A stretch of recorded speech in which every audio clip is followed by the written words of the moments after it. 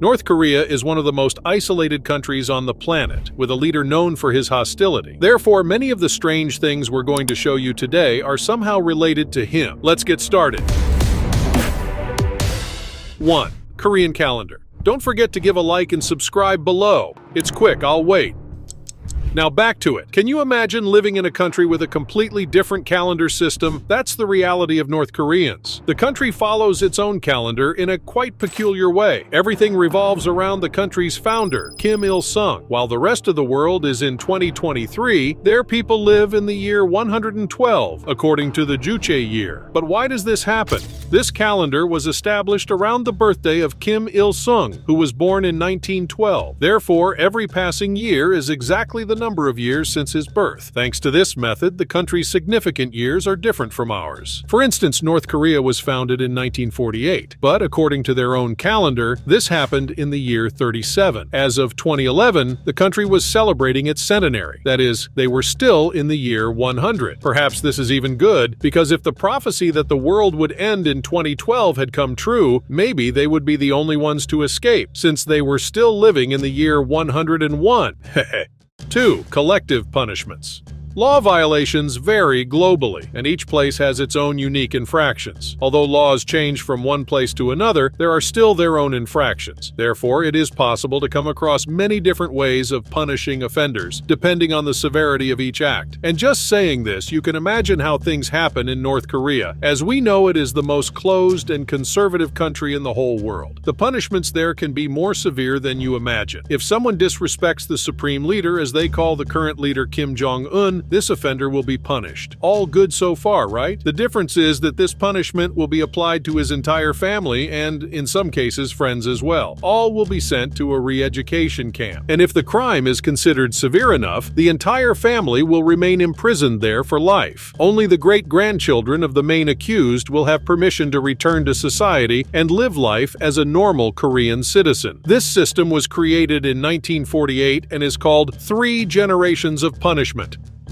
3. Korean computing. Most people use or have easy access to a computer daily, right? These machines, which are becoming increasingly technological and useful, are everywhere, from small supermarkets to large companies that use them to achieve great feats. But as expected, things don't happen like this in North Korea. We are familiar with the Mac and Windows operating systems. In Kim Jong-un's country, these systems are completely forbidden. Instead, anyone fortunate enough to use a computer there will use a state-created operating system, the Red Star. This program is essentially a Mac imitation and uses a very similar interface. In addition, the country has its own internet network. Without straying from its extreme form of government, the state controls about 5,000 websites to which only they have access. Also, the names of Kim Jong-un and Kim Il-sung are programmed to appear 20% larger than the rest of the text. 4. Statue laws. Statues represent leaders or some iconic symbols around the world. In the United States, the Statue of Liberty. Meanwhile, in North Korea, the image of its 2 greatest leaders even has its own laws. The main ones are in the country's capital, Pyongyang. From afar, it is possible to see the colossal-sized image. Perhaps that great size is the most memorable, right? Wrong. The rules surrounding these constructions are what draw attention. For example, it is forbidden for anyone to photograph parts of the statue. That is, if you want to take a photo there, you are obliged to capture the entire statue. This is a way of showing total respect to Kim Jong-un and his father. Also, it is completely illegal to speak loudly near the statues, as well as chewing gum while admiring them closely. And to finish, cyclists must get off their bikes when passing through the place, just as cars must reduce their speed. 5. Hangover-free liquor. Many people's dream is to enjoy good liquor without suffering from a hangover the next day. Although it seems like a very distant reality, apparently in North Korea, they can already enjoy this. According to the country's government, they have managed to produce an alcoholic beverage that does not cause a hangover. According to the Pyongyang Times, the state newspaper, this beverage is a smooth liquor made from ginseng and burned rice, which replaces sugar. The Koryo liquor, as it is known, is made with Kaesong Koryo Insam, which has strong medicinal properties and with burnt rice. Since its introduction, it has intrigued experts and enthusiasts alike with its smooth taste and primary selling point. It purportedly does not cause a hangover. This liquor began to be called elixir of life in the country, as the lack of a hangover is just one of its advantages. North Korean media claimed that ginseng, which is the main ingredient of the drink, can cure various diseases, especially respiratory ones. Is this liquor really all that? Organic fertilizer, which generally comes from animal manure like cows and chickens. But things in North Korea are quite strange. In 2008, South Korea, North Korea's neighboring country, stopped sending fertilizers to them. This led to a real scarcity of the product. Due to the poverty of North Korean farmers, they have to use their own waste to fertilize their crops. There are even waste collections, something the state decides to do when resources are below normal. Human feces have become a valuable commodity. There are several reports where people have stolen their neighbors' reserves. 7. Korean haircuts. We are all free to use the haircut that we like the most, right? This is one of the best ways to express ourselves, define our identity, and get attention, of course. We are not short of options, but this is different in North Korea. Unfortunately, haircuts in the country are controlled by the government, which publishes a list of state-approved models. Women, for example, have a list of about 18 styles available. All of them are more formal, somewhat social. Meanwhile, men must limit themselves to 10 styles, and the restrictions do not stop there. Married women must choose from the shortest cuts on the list. Meanwhile, single women are encouraged to choose from the longer styles. Young men must keep theirs very short, not exceeding 5 centimeters. Older men have longer hair, reaching up to 7 centimeters. With this, it would be impossible to find a person wearing the famous mohawk or a bang on the forehead there. 8. Fashion police. Of course, if you can't wear the hairstyle you want in North Korea, you also can't dress as you want. Showing total rejection towards the West, Kim Jong-un has banned various types of clothing there. Gym clothes, for example, are completely forbidden, even on the hottest days. According to the leader, in this way, North Korean citizens would resemble Americans. Even traditional jeans, which are a hit worldwide, cannot be worn in the country, as they are considered the ultimate symbol of consumerism, which goes against North Korea's policy. For this reason, there are what are known as fashion police, ordinary people who report any illegal practice to the government, and they are vigilant about enforcing these rules. If a person has long hair, for example, they can be reported, as can those who leave home wearing clothes a bit different from the usual. You have to be very attentive there. Don't forget to give it a like and subscribe down below, eh? Continuing. 9. Pleasure Squad. This could be the weirdest thing on the list when we stop to compare it with the rest of the world. This is part of the North Korean army, and the squad only has women as members. But what is the purpose of this female group? Well, they must serve and accompany high-ranking officers, including Kim Jong-un. The women, selected based on the country's beauty standards, must perform acts beyond imagination in service to their superiors. The most surprising thing is that these girls are usually selected when they are still teenagers. In most cases, they are forcibly taken from their families and sent into military service, where they will be trained to provide the best pleasure service.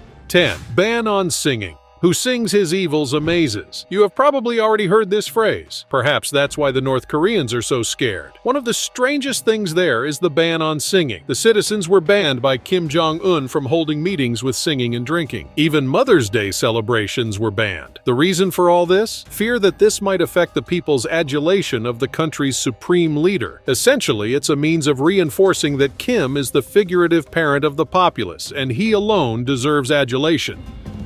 North Korean law mandates that a criminal's family is held accountable up to the 3rd generation. Hence, a grandfather's crime affects the grandmother, their children, and even their grandchildren. According to the law, the family of a dissident or criminal is tainted and should be purged from society, being sent to labor camps. Children born in these camps grow up as slaves due to their connection to the convict. This 3 generations law was instituted in 1950 to eradicate the bloodline of North Korean counter-revolutionaries after the war, but remains in effect today.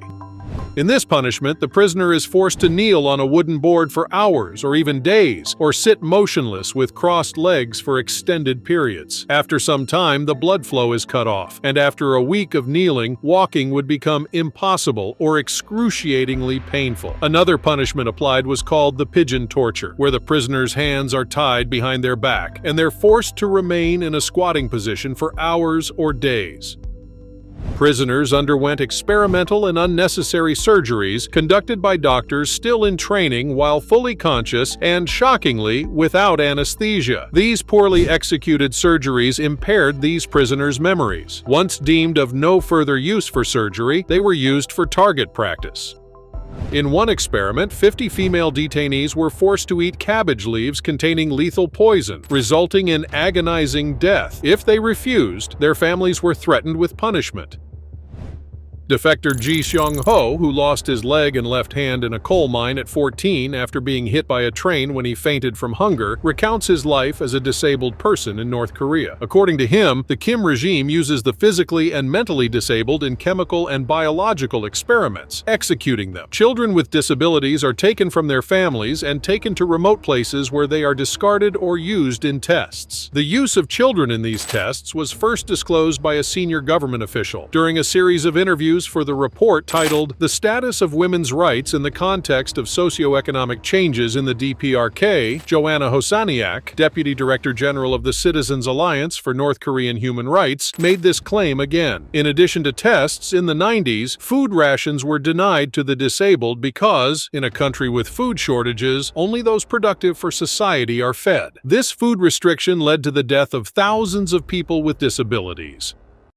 Labor camps house individuals accused of various crimes, ranging from defectors, government critics, Christians, Koreans from Japan, senior party members, to the simply disobedient, regardless of gender and age. Only in 2014 did the North Korean regime publicly admit to the existence of these labor camps. Cho Myong-nam, an official from North Korea's foreign ministry, referred to the detention camps as reform centers, where individuals are improved through mindset shifts and recognizing their errors. However, escapees from North Korea and these camps tell a different tale. Physical and psychological tortures, rapes, forced abortions, and a lack of basic necessities are just some of the hardships faced by inmates. The Kwalaso No. 22 camp, once home to 50,000 prisoners, is estimated to have seen about 2,000 deaths each year, particularly among children, due to malnutrition and guard cruelty. Prisoners are typically given only corn porridge and cabbage, amounting to about 0.8 pounds of ration daily. Consequently, many turn to eating insects, rodents, or even dirt to stave off hunger. In 2020, the Committee for Human Rights in North Korea, HRNK, identified 40 such penal colonies throughout the country, operating on similar principles to Camp 22.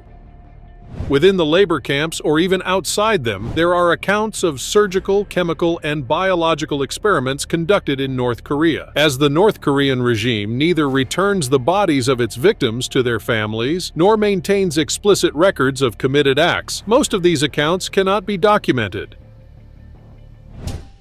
Stealing a cow, or using a newspaper featuring the dictator's face as rapping, watching South Korean TV shows, or enjoying K-pop music, actions we might see as minor offenses or everyday activities, can lead to public executions in North Korea. According to a report by a South Korean NGO, based on interviews with 610 North Korean defectors, there are 318 sites used by the North Korean government for public executions. The rulings leading to these executions are arbitrary, with accused individuals often forced to confess their supposed crimes under torture. These executions take place near rivers, fields, markets, schools, and sports gyms, drawing up to 1,000 spectators. Among these watchers are usually family members of the sentenced, forced to witness the killing of their loved ones. Reports also indicate that public executions occur within labor camps, observed by fellow inmates. According to the report, these executions are one of the main methods to instill fear and discourage citizens from engaging in activities deemed undesirable by the regime. For instance, in 2014, the North Korean government ordered the execution of 50 people, including high-ranking military officials, for watching and smuggling South Korean soap operas on tapes and DVDs. The military officials used their influence and freedom to obtain the banned material. Most executions are by firing squad or hanging. Thankfully, according to the NGO, the practice is decreasing as Kim Jong-un seeks recognition of North Korea as a normal nation. However, secret executions may be on the rise. A particularly horrific and ostentatious form of execution is the use of anti-aircraft guns. The condemned is tied to a target and fired upon by high-caliber weapons at close range. In 2015, Yoon Yong-chol, North Korea's defense minister, was executed by anti-aircraft gunfire in front of hundreds for showing disloyalty to President Kim Jong-un. Reports from local media suggest Hyun had fallen asleep during an event with Kim Jong-un and failed to follow orders. The anti-aircraft weapon used, known as ZPU-4, has four 14.5mm barrels, according to South Korean intelligence. According to its manufacturer, its shots can reach altitudes up to about 16,400 feet and have a maximum range of nearly 5 miles. Beyond losing the little freedom a North Korean citizen has living in society, those condemned to live in prison camps are subjected to various tortures. Korea Future, a non-profit organization, has conducted interviews with hundreds of survivors, witnesses, and perpetrators of abuse who fled the country. Combined with official documents, satellite images, architectural analysis, and digital modeling of penal facilities, paints a picture of what happens within North Korea's penal system. This document recounts shocking tales that showcase the cruelty directed at prisoners of Kim Jong-un's dictatorship. Stories from survivors, like a doctor from the labor camps, describe the type of torture inmates endure. After being caught trying to escape to China, he was stripped and hung upside down. Soldiers then assaulted him, tortured him, and poured pepper water into his mouth and nose. Psychological violence and physical discomfort are daily ordeals. Prisoners cannot look up and must keep their heads and gaze low. Cells are so overcrowded that they can barely move, and they must eat in these conditions, no matter how dire. Violence against women and children is common. Another survivor tells of how a pregnant woman in her late pregnancy was forced to abort her baby. Additionally, countless reports detail sexual violence against women. Other accounts show the guards' cruelty, letting ferocious dogs attack the smaller children, resulting in amputations or even death. The question remains, how much suffering can a people endure? That's all for today. Please like to support us in continuing our work, subscribe, and hit the bell for notifications. See you in the next video.